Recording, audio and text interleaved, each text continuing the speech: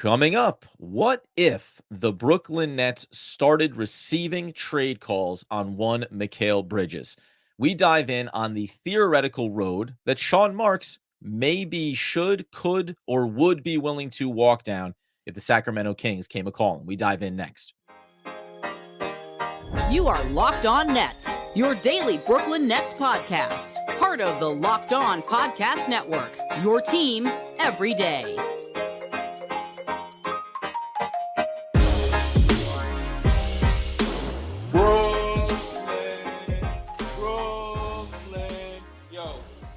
Yes, my friends, it is the Locked On Nets podcast right here on the Locked On Podcast Network. It's your team, the Brooklyn Nets, every single day. I'm Adam Armbrecht, and as always, we're free on all those great platforms. And let you know, today's episode is brought to you by Prize Picks, the easiest and most exciting way to play daily fantasy sports. Go to prizepicks.com/LockedOnNBA and use promo code, all lowercase, LockedOnNBA for a first deposit match of up to $100. And where we're going to go next is a discussion with Matt George from Locked On Kings. He hit me up last week saying, I'm trying to kind of answer the itch for some of the Kings fan base of wanting to pursue another key player that maybe opens up this title contention window in the eyes of the Kings. It is for MIkal Bridges. And while right now we don't think that that's a discussion the Brooklyn Nets are having, when you are 16-24, falling out of the playoff picture, spiraling at this point of your season, even though it's not getting back control of your own picks, it's just starting to amass this haul. And we know what a trade of MIkal Bridges would then open up. It's just theoretical, speculative, but I think it was fun to look at these packages, push for more, ask the questions around what would maybe be an offer that Sean Marks would at least have to consider, would have to do more than just laugh somebody off the phone. We dive in on all the angles of it from both sides of the franchise coming up in just a moment. We're getting closer and closer to the NBA trade deadline. There are smoke screens and conversations happening around the association. So we thought, hey, why not here on the Locked On Kings and Locked On Nets podcast, create a little smoke of our own. Now, to be perfectly clear, we're not reporting that conversations are happening between the Kings and the Nets, certainly not conversations involving MIkal Bridges. However, from the Sacramento Kings perspective here on Locked On Kings, I think it would be in the Kings' best interest to pick up the phone, to call the Nets and see if Bridges is available and what the Sacramento Kings could put on the table to entice the Nets to move on from that star wing. Here on this Locked On podcast crossover episode, we'll get the Locked On Kings and Locked On Nets perspective. Matt George from Locked On Kings, Adam Armbrecht from Locked On Nets, to kind of discuss where these teams are at and if a deal like this could actually take place. Adam, it's good to see you, my friend. Good to talk to you. First and foremost, let's focus on the Nets perspective, their approach to this trade deadline. Are they buyers? Are they sellers? And do they even humor an idea of moving on from Bridges? Yeah, this is the hard part about doing, not only wanting to get into the deadline discussions and the trade speculations, right? You crank up the old machines and you see where assets and money and stars and pieces kind of fit together.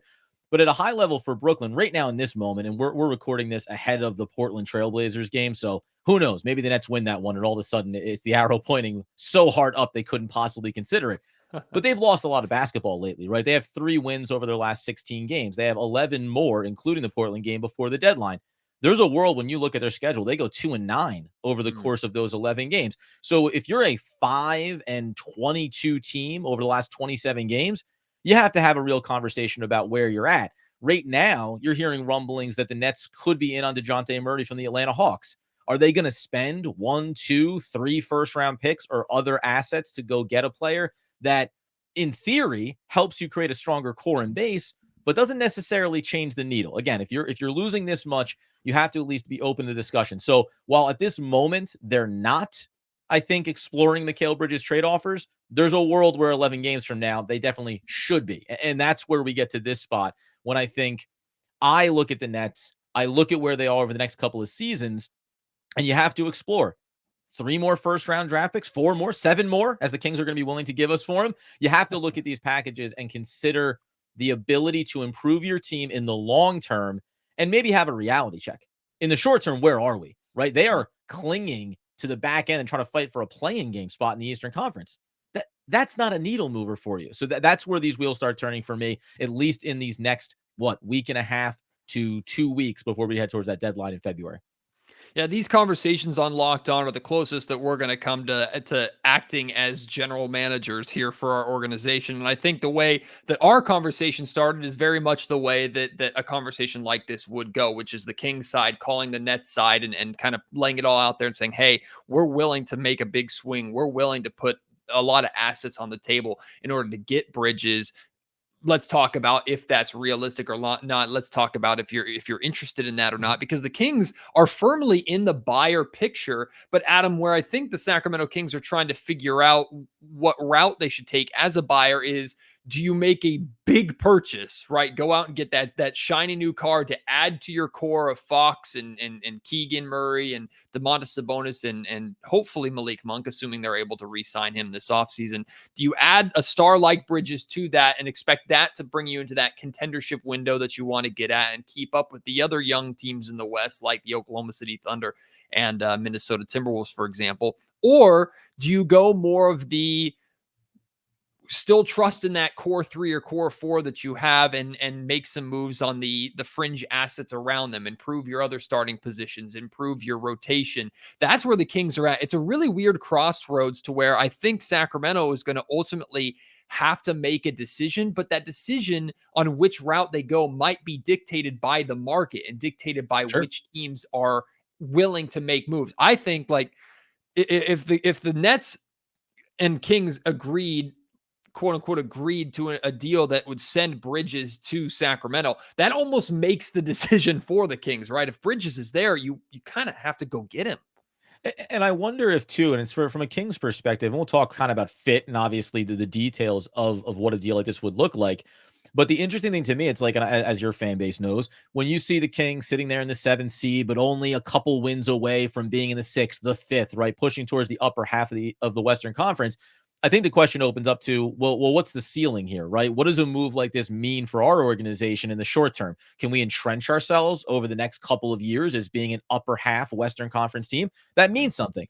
And there's different value to accomplishments for different organizations. The Brooklyn Nets right now, that's their debate, is making the playoffs. They're one of the teams that has the longest standing record of making consecutive playoffs. Now, they don't accomplish anything when they get there, but there's like this symbolic accomplishment of doing that. You know, you're not winning a championship. And that is putting MIkal on the table worth it? The other part, I think, from a Nets perspective too, is, which we won't get into because it doesn't impact the Kings, but if the Nets picked up the phone from the Kings and started to have these discussions, well, then Cameron Johnson becomes a discussion, right? Obviously, Dorian Finney-Smith, obviously, Royce O'Neal, maybe even Nicholas Claxton, because he's young, expiring deal, isn't a part of this core going forward. All of the sudden, from an organizational standpoint, you go, well, we can add something here for MIkal. We can add a little bit more from Cameron Johnson. And we kind of go into that Oklahoma City mode, right? Mm-hmm. Wow, we have 60 picks over the next 5 to 7 years. And hopefully some things hit. Hopefully stars become available and we can reform this thing. They're difficult decisions to make because I think when you're staring into the abyss of obscurity and being the Detroit Pistons of the world, that's not a place you want to be, right? Mm-hmm. And it's not as easy as being bad, drafting, and all of a sudden you have young talent and you're good. The combinations matter, the coaching matters. So that's where I think the Nets struggle as an organization to say we came out of the Kevin Durant, Kyrie Irving, Harden era, superstars. It didn't work. Let's just be really bad. And as we know, they gave up the picks to Houston. They don't have control over their short-term assets either. And that's always been the biggest roadblock for them to just go into full tank mode. Well, you said something there that I want to hit on. You talked about what matters, what doesn't matter. And then you brought up Kevin Durant's name. How much does Kevin Durant matter in this conversation too? Even if it's optics, right? If you do move Bridges, the Nets move Bridges in any kind of deal, whether it's to the Kings or anybody, you have to believe the optics of essentially the Nets traded Kevin Durant for this. That's going to play a part. Do you think the Nets should care about that, or should it just be about like taking what's in front of you and making the best organization for yourselves in the moment? Kevin Durant in Phoenix, kind of be damned. Well, and that's the big thing that's changed, at least for me, has changed a little bit. Perceptually, when you make that trade for Kevin Durant, you get MIkal Bridges, you get Cameron Johnson, and then the Nets re-up with Cameron Johnson. Now, the contract actually has a lot of incentives in it. The numbers are pretty good. But now in this season, what crystallized from 27 games last year after the trade for MIkal Bridges, where we thought, okay, there may be a whole nother level that he's going to go to. It turns out he's pretty much settling into a similar space that he was even when he was in Phoenix. He's playing more minutes. You're getting more production out of him, but he's basically an elite second tier guy. Cameron Johnson, rotation player. So he's actually come down a notch here. So I think the fact that those guys, from a production standpoint, from a narrative around where their games were going to go, has actually settled in a little bit. You can think one of two things. Well, they weren't as high value as we thought they were at the time of the trade. Still got a ton of picks, but then secondarily, maybe we don't need to hold on to these guys as being the face of the Kevin Durant trade, which was really important in the moment. But every step you get further away, I think it softens that blow a little bit, especially when you think about a team that is 16-23 right now with those guys at their core. A major roadblock that I think the Kings are facing right now in their major, like, big swing trade conversations is that every single team is going to be asking, and rightfully so should be asking, about Keegan Murray. That's where I think the conversation stops for the Sacramento Kings a lot, whether they should or should not hold as firm to Keegan as they seem to be. That's up for debate. But Adam, in our hypothetical conversation, we were able to get past that, and we'll explain why and get to the actual trade that we thought or that we discussed and we put together in the next segment. But do you think that's how this conversation would also go from a Nets perspective? Is, yeah, make Keegan Murray available? And do you, if in real life, in the real world, do you think that could potentially be the part of this trade that where conversation falls apart essentially? Yeah, first thing that Sean Marks and the Nets are going to do is say, hey, what's your best youngest asset? We want him, right? That's where we start. And then we start talking about your picks. And then we start talking about matching salaries and maybe getting extra value off of certain guys, right? Of course, that's going to be where it starts. And I think the only way that it gets to the place where, and it doesn't mean it's unrealistic in this hypothetical, where you're willing to talk about other things and other players and other assets, is if the Nets open up this door that we are fielding offers on MIkal Bridges, and the general consensus around the league is we're willing to give draft capital, but not necessarily young talent, right? If it's even across the trade landscape, then it's just about best package that makes the most sense. And maybe the Kings can be the team that comes out on top there. And there's reasons why we'll get into that it is favorable for them. But that's the core of it. Nets want to have young players. They have Cam Thomas right now. They have Nicholas Claxton on expiring. We like the development of Day'Ron Sharpe. There's not a lot of clear cut who is here over the next 2, 3, and 4 seasons. So they want to have more young players that can represent a core going forward. Can they get past that? Can they look at Murray and say, oh my goodness, but no, thank you. We're okay. We'll take other stuff. That's the big debate we'll get into. Well, coming up next, I will lay out the trade that we discussed, and we'll discuss kind of both sides, if this trade would be likely or unlikely to be accepted, and why it intrigues both the Locked On Kings and Locked On Nets perspective. All right, got to let you know that our friends over at eBay Motors have teamed up with Locked On Fantasy Basketball host Josh Lloyd to bring you some of the best fantasy picks each and every week, all season long. Whether you're prepping for your daily draft or scouting that waiver wire, every week we're going to be providing you with players that are guaranteed to fit on your roster. So let's take a look at who Josh has on this week's eBay Guaranteed Fit Fantasy Picks of the Week. We can have players certainly on the table for you here. Mason Plumlee, now back, starting for at least week 4 here for the Clippers. Plumlee can be a serviceable center for your fantasy team while we wait, obviously, for Zubac to get in his return. So a little flip-flop there. Go ahead and capitalize on injuries, healthy bodies coming in the door, or maybe Jabari Walker, if you're looking for a bit of a flyer. He started next to Jeremy Grant, as we all know, in the Nets game against the Portland Trailblazers, and has a shot at late that can be some big season late value for you if you're scouring across those wires. Josh Lloyd, of course, from Locked On Fantasy Basketball, is going to help you with your fantasy championship, and eBay Motors knows that a championship team is all about each and every player being the perfect fit. Same with your vehicle. You know that I've told you about my Honda before, whether I needed to grab myself some new wipers, whether I need to get a new tail light. Didn't bring up the fact that I recently got rear-ended and just shattered an LED tail light. Had to get that replaced, but with over 122 million parts, you know, for your number one ride, you can make sure that your ride or die stays running smoothly. Brake kits, LED headlights, just talked about those, roof racks, bumpers, whatever your baby needs. Oh, your little baby, you can call them that if you'd like. eBay Motors has it. And with eBay's Guaranteed Fit, it's guaranteed to fit your ride the first time, every time, or your money back. Plus, you know you're going to get those great prices. You'll be burning rubber, not cash. Keep your ride or die alive at ebaymotors.com. eBay guaranteed fit, only available to U.S. customers, eligible items only, exclusions, why they do apply. Welcome back into this crossover episode of Locked On Kings and Locked On Nets, discussing a potential Kings and Nets trade involving MIkal Bridges. Again, for perspective and for you Nets fans out there, this is not a situation where Adam came to Locked On Kings and said, MIkal is available. This is the Sacramento Kings coming to the Nets and going, we want this man. Let's try and make this deal work. So, Adam, we discussed different options. We did involve Keegan Murray at one point. I am also taking the perspective of the Kings, which is that Keegan Murray is off the table. He's not available unless there's that absolute can't turn it down move out there, which doesn't exist. We're talking involving like the Tatums and Giannis's and guys of the world, just not happening. So there's no reason to even consider that. But the move that we laid out there, I'll just put it out there, and then we'll discuss it, was the Kings getting Bridges and Bridges alone for a package that the Nets would receive involving Kevin Huerter, Colby Jones, and then 3 first-round picks, 2026, 2028, and 2030. So that is kind of the framework or the foundation of the deal that we discussed. Why do you think this would get any sort of consideration, or at least for you, why does this get consideration from the Nets?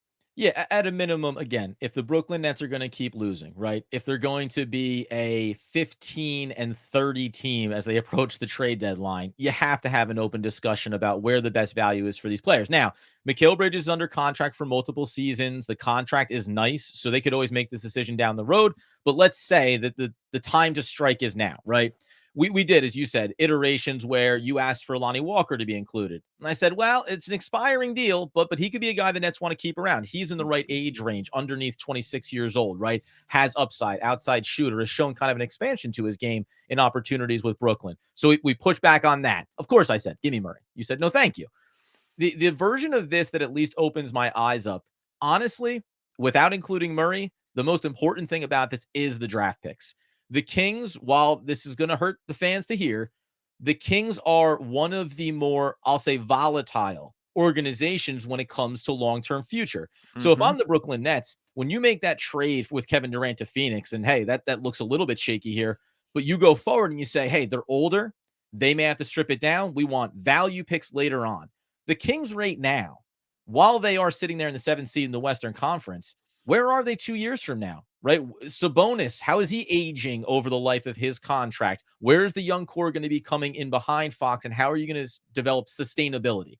That to me is at least intriguing enough to have the discussion. Picks 28 and then 30, we might be talking about lottery. Like we don't know the state of the Kings. And obviously you guys know on your side of it that is probably, that's the fear. That's the underlying fear about moves like this. Should it be an all-in moment for the Kings for a player like MIkal? You hit the nail on the absolute head, Adam. And what I like about what you just said is that you understand, just like the Nets are going to understand, the hesitation from the Kings side. And maybe they'll try and use that to their advantage or not. And that's a conversation, a debate happening, at least amongst Sacramento Kings fans and probably amongst that front office, is what caliber of player are we willing to essentially punt our future or take that big of a risk for, versus which players that's just not good enough, or it's just not worth that kind of risk for an organization like the Sacramento Kings, who is like new money, right? We just are back here in a position where, hey, we're finally in the playoffs. We're good. We're relevant again. This is exciting. Like, do you want to go and spend all that future capital right away? Do you want to put that much on the line when for 20 years or almost 20 years, the draft was basically what you hung your hats on and was your only hope for such a long period of time? I think it's a legitimate hesitation here in Sacramento, but at least from a lot of Kings fan perspectives, they feel that Bridges and what he could do, how he could transform and open not just a Kings contendership window as early as this season, but could fit the timeline of Sabonis and Fox and that young core I should say, in their prime core now that they have here in Sacramento. I think a lot of people say, you know what, that's worth it. You understand Bridges, you know how he plays, you know kind of the person and the piece that he is. What do you think about the Kings taking that risk? If you think that he would be the right guy for that 3 first round plus pick move. Yeah, sure. And if you believe so, one of the first questions is, where do you rank Fox? Is he a top 25 guy, top 30 guy? Like, where do you view him in the NBA hierarchy of superstar level talents? Where do you put him? I think he's in the top 10, top 15 Yeah. probably players in the league. Right. So, and I lowball you to give you the opportunity to pump your guy up there. But that's a part of the core question here, because that's what, in theory, the Nets would be holding on to MIkal Bridges for, is to go get a top 15 kind of guy, put the superstar ahead of him, which affords MIkal Bridges to do the things you saw in Phoenix and at a higher level, let him lock in more defensively, take on some of those assignments, and not have to be the primary, right? Right now, that's what the struggle is for MIkal Bridges with Brooklyn. He's not great on the ball. He's not an ISO kind of player. Does an excellent job in the mid-range. He obviously can knock down the perimeter shot. So if you believe that you have in place right now a top 15 NBA talent, and then you also have Sabonis and some other pieces, then yeah, MIkal is the needle mover. And as you said, if you believe this is the championship contention move, 100%, then you should go make this move. There's nothing about it that should stop you, and you should be excited to do it, because at a minimum, I would say you entrench yourself as being in that conversation for the life of MIkal Bridges contract, Sabonis, Fox, etc. Right, and that matters. Right now, neither of these organizations, I would say, for different reasons and at different levels, clearly are in championship window is open right now mode. Adding a player to the Kings does that. Adding 3 players to Brooklyn maybe does that, right? But there's different aspects to it. So that's where I think it's worth it from a Kings perspective.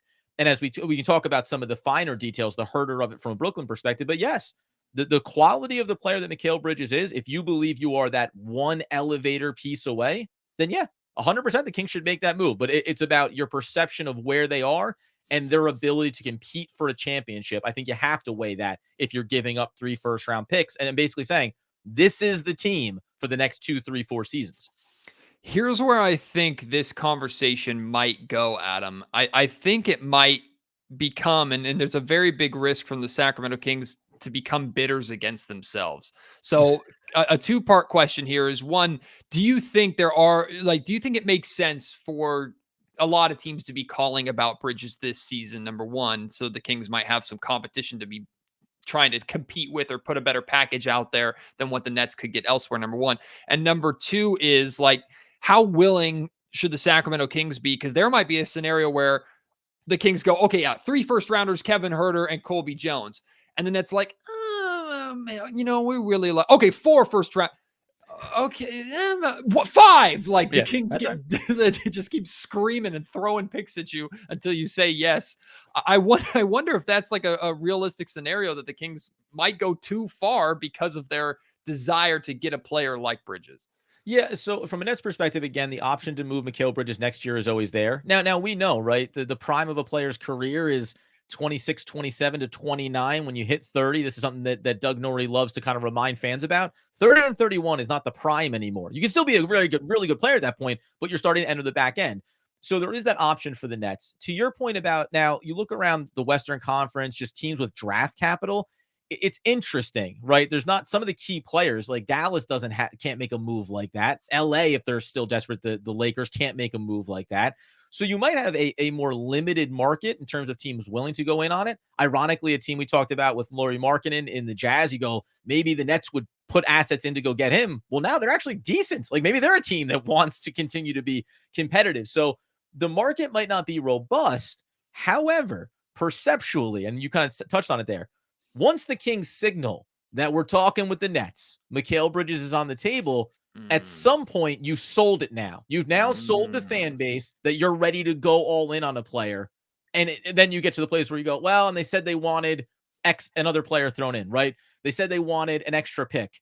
Well, does it really matter if we believe we're going to keep our championship? Who cares about picks? And that would be excellent for the Brooklyn Nets. Remember, they got 4 first-round pick offer from Memphis a year ago at the deadline. They refused that in the moment. The big trade, Kevin Durant, everything we talked about.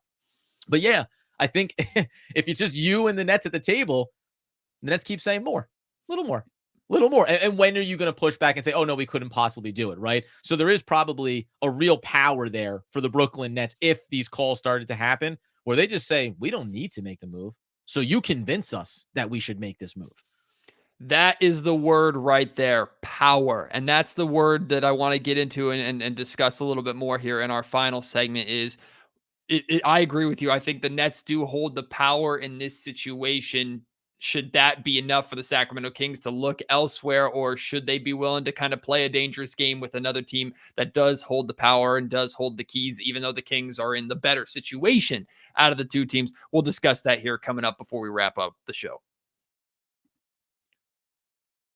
Right back to it after we tell you about our friends over at Prize Picks. That's because you know that Prize Picks is the most fun that you can have when you want to win 25 times your money all throughout the basketball season, all throughout the NHL season. Every single option's there for you. You just select 2 or more players, pick more or less of their projected stats, and place your entry. With the basketball season midway through, you can now also do the combo projections across football and basketball in the Specials League over on Prize Pick. It's a league created specifically for combo projections that includes 2 or more players from different sports or leagues. For example, heading into this weekend, we got Friday night. So you can take LeBron James, but you can also take Lamar Jackson and say that you want to do the combo play of over 1.5 touchdowns as well as 3-pointers made.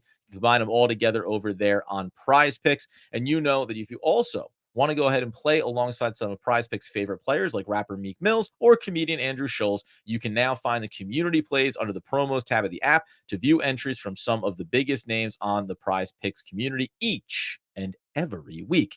So you go over to prizepicks.com/LockedOnNBA and use promo code LockedOnNBA for a first deposit match of up to $100. That's prizepicks.com/LockedOnNBA. Promo code all lowercase LockedOnNBA for a first deposit match of up to $100. Prize Picks is daily fantasy made ever so easy. So we have a framework of a deal on the table. 3 first-round picks, Kevin Huerter, Colby Jones. I'm ready right now from the Sacramento Kings perspective to say, roll the dice, let's do it. Adam, you just said that the Nets might be in a position to keep going a little more, because that's a power position that they are in. Having the power in trade negotiations seems like such a massive chip, right? And you can break down trade dynamics, and half of the trade deadline is which team is going to take advantage of the other team. That was a concern in Sacramento for a long time until Monte McNair became general manager. And Monte, as general manager, has shown a willingness to be patient. He's shown a willingness to make a big move, but not make a move for the sake of making a move. So maybe, as much as we're discussing this, maybe it doesn't really fit McNair's style to make a move like this. At the same time, though, if you really want to get to where the Kings are trying to get to, this might be the most available route to you. So power, I think, is such an important thing to discuss in this trade. What power do you think Sacramento has in this negotiation, or are all the cards in the hands of Brooklyn? Yeah, I think some of the other players that we didn't touch on inside of this package, right, when we were going back and forth, there's power in saying we have a Harrison Barnes that we can offer to you. And then the Nets are assessing, is he worth draft capital X on another team, right? Third teams getting involved here. And for the sake of this type of discussion, you never want to start adding third and fourth teams because it gets so far afield. But there is a world where the Kings can say, and Huerter as well, right? Like, what is Huerter's draft value? He has 3 years left on his deal. It's not a bad number. He's having a little bit of a down season statistically, but the Nets can look at him and say, under control, 25 years old, valuable piece going forward. So the Kings can look at this and say 2 things. One, we feel comfortable. We don't have to make this trade for MIkal. And 2, we have a lot of pieces with a lot of salaries that have value around the league. And some of it may be, I wonder if the Kings say, if not MIkal, we could go after someone else. I mentioned at the top, the Nets were in the discussions maybe for DeJounte Murray. Now, he doesn't necessarily fit, this isn't a one-to-one. The Kings say, well, DeJounte Murray's available, and they're only talking 2 first-round picks, and maybe we give them Huerter back, right? So there is a world where the Kings can create a scenario that says, yes, we want MIkal Bridges, but we do have a breaking point. And I think it still comes back to the Nets and saying, can we convert some of this capital into more for our side where it doesn't become a breaking point around Murray, Kings, on the Kings, Keegan Murray, or around the 4th first round pick, right? Can we generate more capital for ourselves and sell ourselves and our fan base on having this chest, this war chest of draft capital to go get the superstar, to go make the big trade, right? I know that I gave you instances where the Kings can regain power. I don't think they can do a ton of that, but they do at least have players that are interesting, right? There are players on their roster that other teams would value far more than Brooklyn, but at least increase the value of a trade offer. That's what makes this situation so tricky too, is because the Kings have made it known that Herter, Barnes, and Davion Mitchell, like those are the three players that are available, and to try and turn the three of those into a better player from teams who are either selling a better player because they're trending in the wrong direction, those three aren't very enticing to me, or to go to a good team and say, here are these three assets, give us the better player. A good team might just laugh you off the phone. It's a really weird position for Sacramento to be in, but they're going to try, and I guess they might be forced to attach the draft capital like we're talking about in order to get a team to consider taking one, two, or all three of those guys. And that's the biggest problem, I think, from a Kings perspective. It's that you're acknowledging we don't like a lot of the guys on our team, right? Like when you start to say these guys aren't valuable, like we have a window here, we believe we can be high level competitive, but we've got three guys, two of which are pretty big contributors for the roster that we don't think are good enough. But they might be good for you right now. Now, money always matters, matching contracts, etc. But that's hard. And Barnes maybe at 31 years old, and his number on the cap, I think that's a little tricky. There's a world where you're attaching something to dump that as opposed to looking at him as a value. So that's the weird part for the Kings to me too, is they don't even really have beyond Murray. If you're keeping him off the table, where's the young guys, right? Where are the young players that other teams look at? For instance, Brooklyn, if they wanted to make a trade, I'm not saying they should put Cam Thomas in the conversation, but I think a lot of teams around the league would say, oh, Cam Thomas, 20-plus point score automatically here, right? A guy that is maybe being buried by Brooklyn for unfounded reasons. There's a value there. Nicholas Claxton, expiring, but 24, 25 years old, still has his prime ahead of him, elite, versatile defender. The Nets actually have quality pieces on their roster. It's just that they don't seem willing in this moment to go make that big move that costs those things, exactly what the Kings are considering. Well, I'm very much looking forward, Adam, to reading the comment sections for both of our shows around this conversation. Because typically, if you put out a trade and both sides hate it, typically that means it's a pretty possible or probable trade, or at least it's a good trade to some extent. If both sides like it, maybe it's never going to happen. If one side likes it and one side doesn't, then I guess it's 50-50 up in the air. But I know there's going to be discussion around this. But the word that I'm kind of looking for here is satisfaction, satisfied. How satisfied would both sides be with how satisfied would the Kings be getting Bridges for the risk that they're taking? I think the satisfaction would be, for the most part, pretty overwhelmingly positive on the Kings' perspective if this deal were to actually take place. From the Nets' perspective, satisfaction of 3 first-rounders minimum, I think we've established from Sacramento, but sending Bridges away in that kind of deal. Where do you think the satisfaction is if we're projecting our comment sections right now? Yeah, so there's a section of the Nets fan base that really wants the Nets to get Murray and then maybe add another piece and to create a core that's very attractive for a superstar next offseason, right? So there's a faction that's going to say, Adam, why'd you even entertain this idea? But the other part of it is, if you're losing a lot of basketball and you don't have control of your own picks, you got to make the prudent moves when they become available. So for me, I would like to think there'll be a segment that says, if this is where the Nets are, if they are ready to make these type of trade-aways, then this is at least the baseline of a very strong package, and you have to go to the table thinking 3, maybe more draft picks, young players, tradable assets, all that good stuff. It's not an exciting landscape, but it's one that I think the Nets and the fan base at least needs to be considering approaching the deadline and moving in the next 1 or 2 seasons going forward. Likely, though, Matt, I don't think that this is going to be the trade that goes down. I mean, do you think the Kings really, really come to the table with this one for MIkal? I think the Sacramento Kings do absolutely pick up the phone and have a conversation, but you and I are in the same kind of boat. Like, I think this is a fun conversation to have in a podcast world. I think it's a legitimate conversation enough to where there's interest enough on both sides for a conversation to be had. But if I don't know how we get to that final agreement. I just don't know if it's that one more draft pick asked for the Nets, or Keegan Murray asked for the Nets, how the Sacramento Kings could say, no, but here's a little bit more. Like, I just don't know what that little bit more is from the Sacramento Kings. So this is a lot. This conversation's a lot of wishful thinking from the Kings' perspective, I think, because Bridges makes so much sense for a target for the Sacramento Kings. But you have to get something, you have to give up something, right? To get Domantas Sabonis, you had to give up Tyrese Halliburton. Right. Tyrese Halliburton is Right. not available right now and what I mean by that is that Tyrese Halliburton type player that with a tremendous upside, Keegan Murray, is not available this time around. So how are you going to get? I think it's safe to say, or it's fair to say in this scenario, I think Domantas Sabonis is a bigger piece than Bridges is. So maybe the Kings can try and justify in their mind, we're not getting as good of a player as Sabonis, so we don't have to put that much on the table.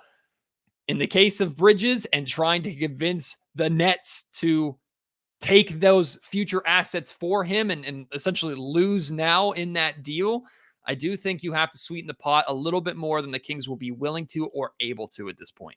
And my last note, just from a Brooklyn organizational perspective, if you are going to convince them, any team around the league, that trading MIkal Bridges is remotely on the table, which at this moment it is not, you have to come with a big package. You have to come with the sacrifices, the Keegan Murrays of the world, if you really want Sean Marks to say, hey, this ended up being an offer we could not turn away. Like, that's where this organization is.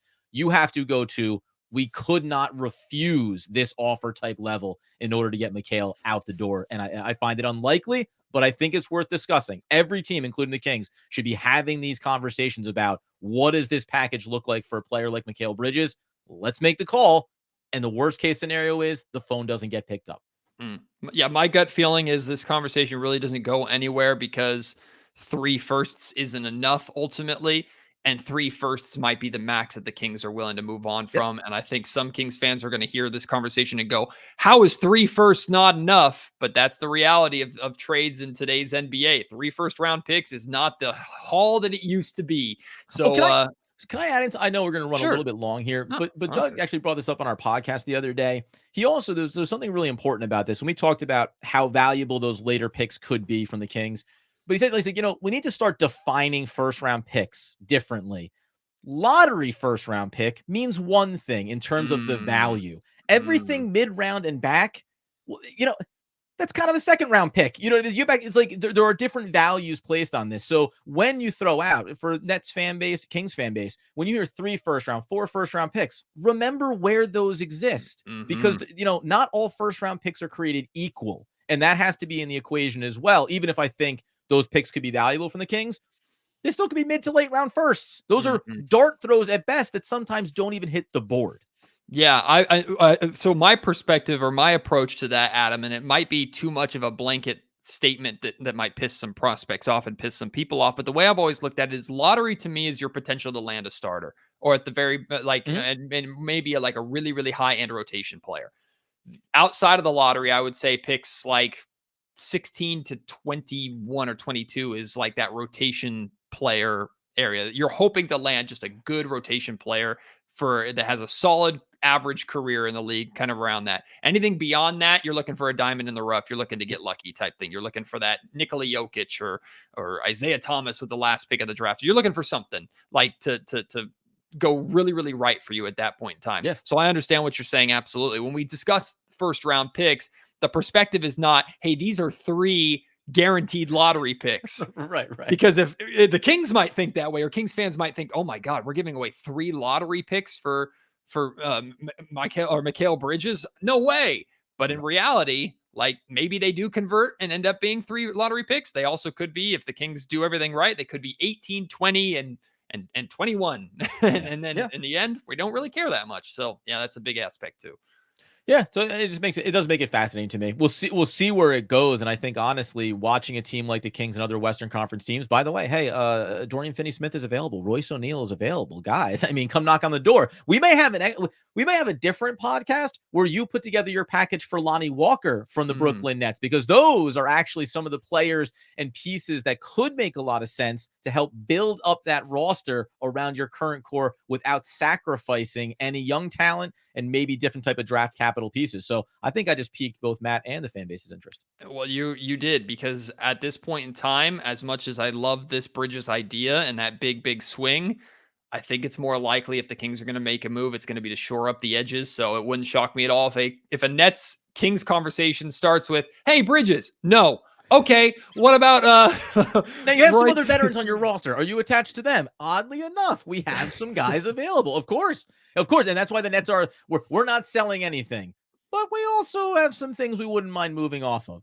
So I think the Kings and Nets could be good trade partners in other ways. But if let's put it this way, if the trade deadline passes or in between now and the actual trade deadline and a Bridges trade drops, I think it would be, I mean, we can revisit this conversation and have a completely new one about what that looks like. I don't think it's completely out of the realm of possibility, but it's a long shot, certainly, that the Sacramento Kings will have to warm the Nets up to a little bit. But Adam, thanks for having this conversation. I think it's a lot of fun. It's one of the best parts about this Locked On Podcast Network. Now let's see what our people think about it. Let's see what the negotiations look like in our comment section, because I have a feeling there might be some Nets and Kings fans that are taking the GM hats from us and making this deal happen. So we'll see what they come up with. Always a good time, Matt. And there you have it, a conversation with Matt George. Hopefully it stirs the pot a little bit. It gets you thinking. As I said, we have watched this season unfold, and at a certain point, the idea of who are the untouchables on your roster maybe needs to shift. The idea of how you rebuild a team and a roster needs to shift. This is supposed to be a team that's being competitive. Now, you can make one of two decisions. Go get the guys. Go get DeJounte Murray, whatever it may cost. Or you can turn around and say, yes, we're going to be a little bit worse than we thought we would in the short term, but we're now just going to start to accumulate and take our shots when it comes to the draft, still have a lot of capital to go make other big moves. Fun talk, I thought. Let us know. Get in the comments. Let's have a little bit of a conversation here as we head towards the weekend, and let you know we'll be back on Sunday following the afternoon game against the LA Clippers. Until next time. Even though I was with Matt George, there was no Doug Norrie, and you know that without my friend, there is no quote, short of saying that I miss my friend. And I can't wait until he's back so we can keep talking all things Brooklyn Nets basketball. Basketball, basketball, basketball, basketball, basketball, basketball, basketball, yeah.